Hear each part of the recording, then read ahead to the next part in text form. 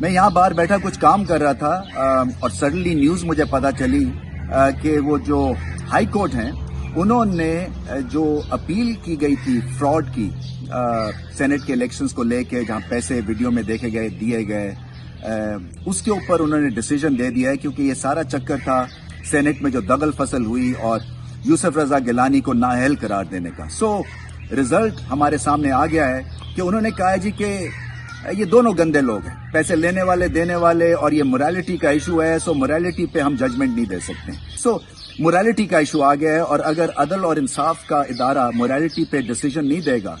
تو پھر کون دے گا؟ اس لیے کہ یہ معاشرہ تو مہذب ہمارا انفارچونیٹلی رہا نہیں، کیونکہ یہاں پہ چوروں کی واہ واہ ہے۔ یہاں پہ جو اچھے لوگ ہیں، جو خاندانی لوگ ہیں، جو عزت دار لوگ ہیں، جن کا اسٹرانگ کیریکٹر ہے، جو ملک کی خاطر سوچتے ہیں، جن کا دل کڑتا ہے ملک کی خاطر، جو کہ آنےسٹ لیڈرز ہیں،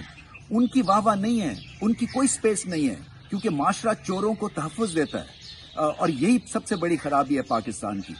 سو یہ اگر عدل و انصاف اور موریلٹی کے اوپر بڑے ادارے جو ہیں اس پہ ڈیسیجن نہیں دیں گے تو پھر کیا نعوذ باللہ اوپر سے فرشتے اتریں گے ڈیسیجن دینے کے لیے موریلٹی کے لیے؟ کیونکہ معاشرہ تو دب گیا ہے، تو ہم کس کے پاس جائیں؟